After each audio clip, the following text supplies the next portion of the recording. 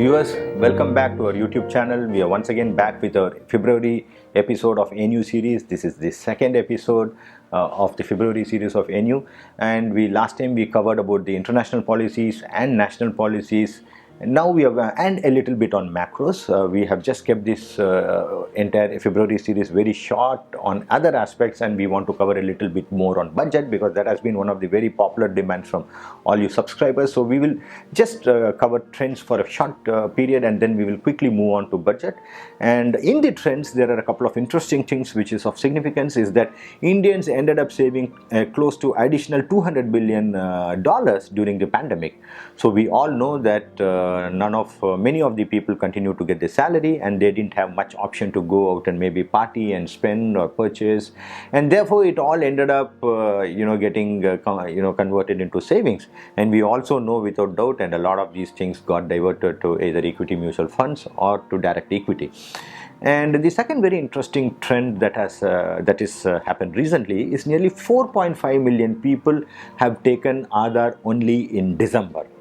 Now, it is not that suddenly we have started falling in love with Aadhaar, but what has happened interestingly is the government is using Aadhaar as a single point of authentication for most of the delivery mechanisms. And it is good too, because the biometric information is available only in Aadhaar apart from while you take a passport.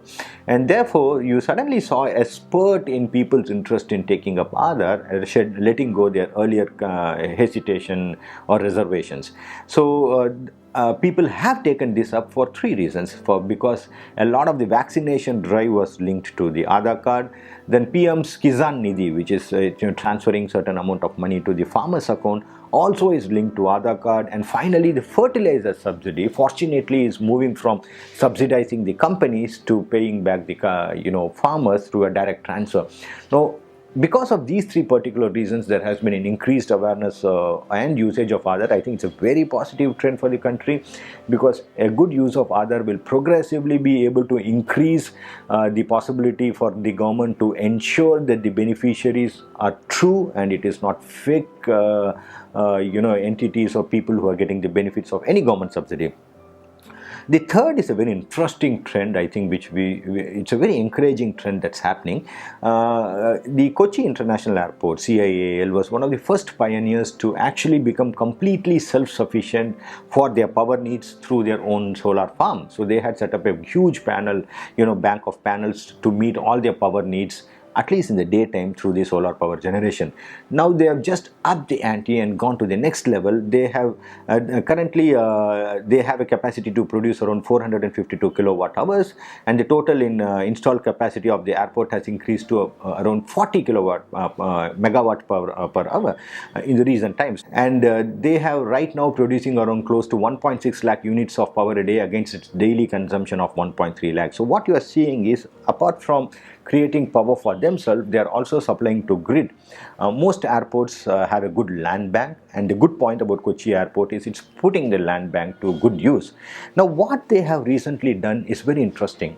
Now, the airport generates a lot of sewage water, so they have a sewage treatment plant, and the water that comes out of these sewage treatment plants are filled in 12 artificial lakes.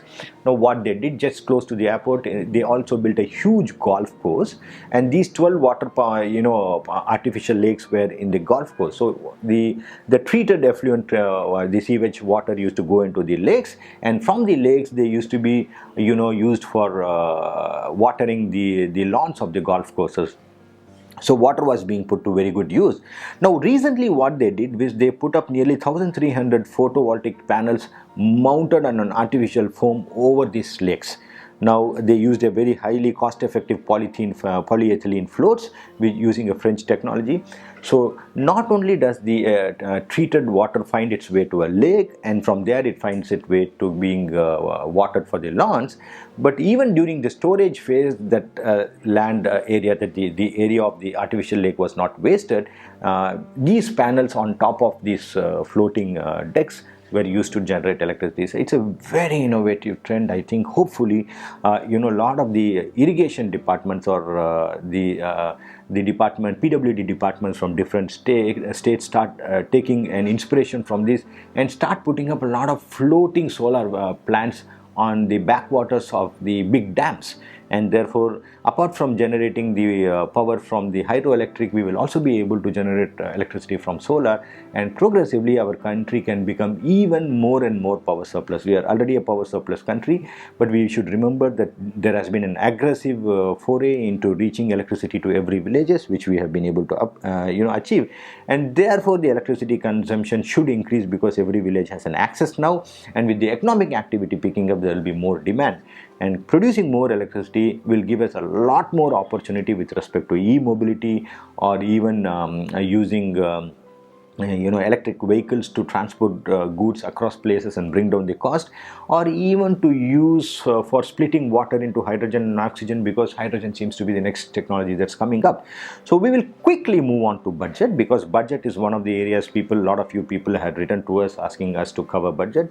We will not get too much with numbers. We will just focus on the trends, which or what the government is thinking, what is the thought process behind this budget, and maybe that you would find that useful, because numbers are always boring. So one of the things that we'll have to look at this budget is, this is an expenditure budget with no new taxes. Now, usually what happens, the budget is always an exercise that is presented to the parliament, where the government lists down the income that they will get from taxes or sale of assets or divestment, and then they will list down the expenses which could go towards salaries, interest repayments, or central government sponsored schemes. Now, during the COVID, one thing certainly happened was there was absolute, the economy came to a standstill, and therefore the tax collection for the government dropped significantly. One.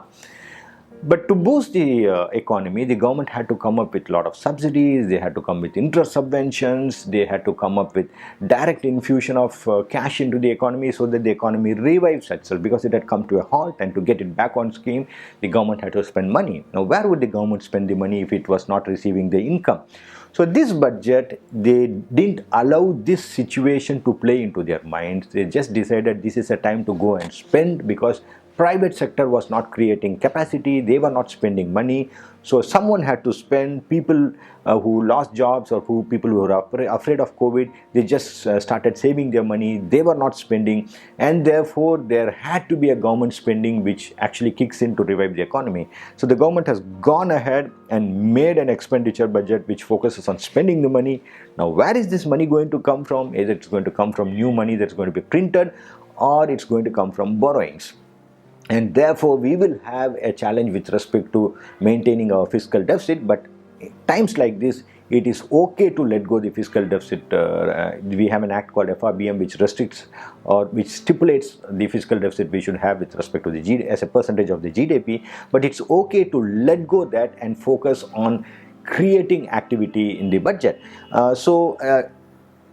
And usually such a type of activity results in new taxes, but this government has taken a decision not to impose new taxes. So they are spending money, but they are not going to collect taxes. That's one big positive. Then this budget has also focused on significant capex allocation to infrastructure. Now, any money that is spent on capex has got a fiscal multiplier effect, which means it not only results in that money going to a particular activity and creating an economic activity of it, but there are a lot of downstream activities which are linked to it, and all those things start firing. So therefore, focusing on a capex allocation is a very smart move by the government.